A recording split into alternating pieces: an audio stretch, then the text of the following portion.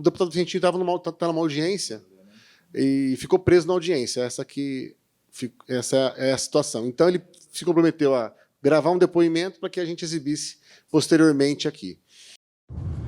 Olá, minhas irmãs e meus irmãos de fé, raça e classe.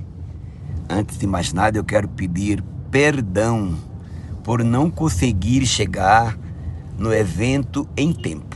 Na verdade, o companheiro Paulo, quando me convidou, e confirmadíssimo, eu estaria às 9 horas da manhã com vocês. Ocorreu que havia uma agenda que eu não tinha prevista. Essa agenda, que já estava marcada há muito tempo, era uma audiência em que eu fui testemunha de um caso penal aqui em São Bernardo do Campo.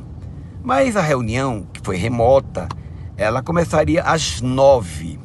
Por isso que nós sairíamos às 10h30, às 9h30 para chegar aí às 10h30. E o Paulo concordou que eu podia chegar nesse horário. Beleza, me tranquilizou. Só que a audiência das 9 começou às 9h45. Se complicou. Mesmo assim, conseguimos fazer o depoimento, que demorou 7 minutos. Pegamos o carro, fomos correndo para São Paulo.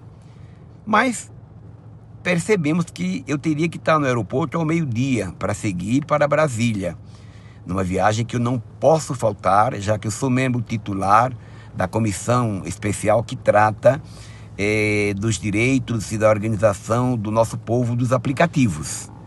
Eu não posso faltar. Poderia até faltar se não fosse essa obrigação minha. Fiz as contas, percebi que chegaria aí até vocês às 11h30.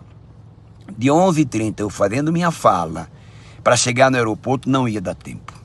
Entrei em contato imediatamente e o Guilherme entrou em contato comigo e chegamos ao entendimento que eu poderia fazer este vídeo para vocês.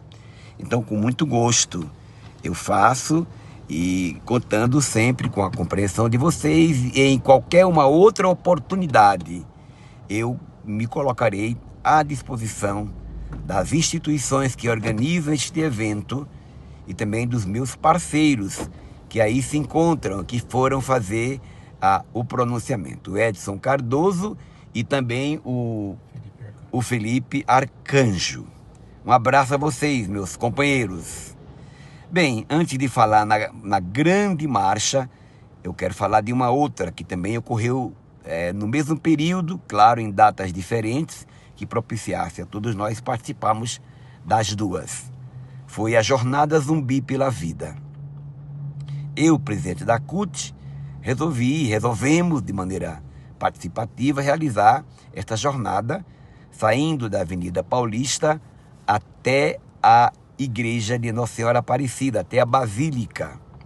Foram 228 quilômetros de caminhada em 10 dias, sendo que essa quilometragem aumentou um pouco a mais porque nós entrávamos nas cidades e realizávamos atos e seguíamos nessa caminhada. Cada ato tinham cantores, artistas de outras modalidades, e num deles a nossa querida Leice Brandão fez um show, não é? Antes eu havia conversado com Dom Ivo Loscheider, que era o chefão lá da igreja, o arcebispo da Basílica, pedindo a ele autorização para a gente levar Milton Nascimento e com isso celebrarmos a Missa dos Quilombos, que era proibida essa missa pelo Vaticano. Dom Ivo falou: Vicente, eu permito, organizem aí, mas se o Papa brigar comigo, eu vou dizer que a culpa é sua. Falou até num tom de brincadeira. E nós realizamos, ocorreu a permissão, e nós seguimos aquela jornada durante esses 10 dias. Começamos com 53 malucos e malucas, beleza. Chegamos lá com mais de 30 mil. E ficamos assombrados quando durante a caminhada começaram a passar um caminhão, Milton Nascimento, 2 caminhões, 3, 5 caminhões. Falei, meu Deus, o que é isso? Bom, quando chegamos lá, já estava tudo programado, tudo pronto. Foi muito bonito, muito emocionante. Falamos muito do Zumbi e Milton realizou a Missa dos Quilombos, um feito histórico para a nossa caminhada. Bem, isso eu queria explicar para vocês, foi um momento lindo, não é? que o movimento sindical cumpriu esse papel. A marcha, por isso que é bom vocês fazerem esse evento, para que nós relembremos e deixemos viva essa memória. A marcha foi o maior marco que eu já vi na minha vida. Aliás, fiquei muito feliz agora na Marcha das Mulheres Negras. Eu participei do começo ao fim. Muita gente, muitas mulheres, e me lembrou muito a grande marcha do nosso povo negro em 1995. Grande momento, marcante. Sensibilizou governos, municípios, envolveu movimentos sociais. Esta marcha teve um papel decisivo nesta nossa jornada em defesa da dignidade do nosso povo, na luta contra o racismo, em defesa da oportunidade de igualdade. Só sei dizer que já havia a Constituição, com o artigo 5º, que assegurava direitos iguais, e a partir de então começamos a luta para as conquistas. Desde o reconhecimento do Fernando Henrique Cardoso, tendo Zumbi como herói nacional, às conquistas mais recentes. O Estatuto da Igualdade Racial, não é? Havia apenas a Lei 1390, essa lei de Afonso Arinos, de 1951, depois da Lei Áurea. E de lá para cá começamos a avançar. O Estatuto foi o grande marco. Mas avançamos nas cotas, não é? Avançamos em políticas públicas para a comunidade negra. Avançamos quando nós conquistamos, ultimamente, o feriado Zumbi dos Palmares, conseguimos conquistar e montar a bancada negra. Alguns projetos de minha autoria transformaram-se em lei, como, por exemplo, o projeto que implicou na contratação de 56 profissionais para que se avançasse na conquista do reconhecimento da comunidade quilombola. A lei que criou o Dia Nacional da Umbanda, sancionada pela presidente Dilma, que eu fui o pai dessa lei. Na verdade, a autoria foi do nosso Carlinhos Santana. Entretanto, Carlinhos não foi mais reeleito, o projeto morreu, pedi autorização a ele, reavivamos o projeto e eu acompanhei tanto na Câmara quanto no Senado até a sanção presidencial. Depois, nós avançamos com uma outra lei, que é o dia 20, antes dessa lei, que eu ia falar do dia 21 de março, é a lei que criou o hino à negritude. Lei também da autoria desse companheiro de vocês. Esta lei, ela transformou a letra do hino do nosso povo negro, cujo autor é o saudoso irmão, companheiro professor Eduardo, que foi membro da Frente Negra.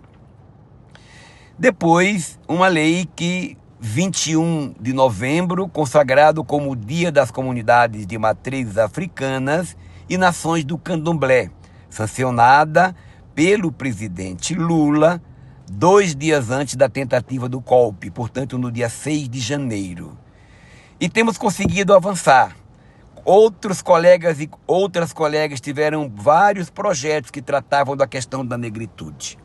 A minha última lei, aprovada mais recentemente, é a lei que obriga as empresas, agentes públicas. Agente pública quer dizer, não é somente uma empresa pública, não é somente uma empresa autarquia ou de economia mista, mas é também uma empresa privada que trabalha para o público, como, por exemplo, empresas de ônibus. Todas essas empresas serão obrigadas a informar todos os anos quantos negros tem na estrutura dessas empresas e quais cargos estas empresas assumem, esses trabalhadores e trabalhadoras negras cumprem. Me lembro que também nesse mesmo ano, de 95, nós criamos o Instituto Interamericano pela Igualdade Racial no Trabalho. Eu fui o seu presidente e fundador. E o primeiro trabalho que nós fizemos foi uma pesquisa que o Dieses fez para nós, e nessa pesquisa se constatou que a cor da pele influenciava na condição salarial. o nosso povo negro ganhava menos do que o povo branco. As mulheres, numa situação mais precária ainda, sendo mulheres negras, mais grave a situação. Enfim, temos avançado. E para concluir, meus irmãos e minhas irmãs, como a gente tem avançado na luta em defesa da igualdade de oportunidade para que ninguém seja julgado por causa da cor da pele, nem pela orientação sexual ou pela religião, e sim pelo nosso caráter e pela nossa competência. Mas muito tem que se fazer. Mulheres brancas, mulheres negras, sofrem violência todos os dias. É preciso fortalecer o movimento de homens contra a violência sobre as mulheres. Embora o protagonismo sempre seja das mulheres, mas nós devemos convencer o nosso povo a assumir este compromisso. Também a violência sobre jovens negros, jovens periféricos, o que aconteceu no Rio de Janeiro, o que acontece a cada dia, são ações que têm que ser desenvolvidas e nós estamos juntos. Um abraço, que esses 30 anos se reproduzam todos os dias, todas as horas e todos os anos, para que um dia não haja mais nada de resquício, nem resquício, em que a cor da pele seja o fator decisivo para manter a exploração, a violência, a opressão e a humilhação. Um grande abraço, de novo peço perdão pela dificuldade em me comunicar com vocês assim, já que eu gostaria de estar aí sentindo o calor, ao lado dos meus companheiros e construindo um novo tempo. Contem com o meu mandato, sempre. Um abraço.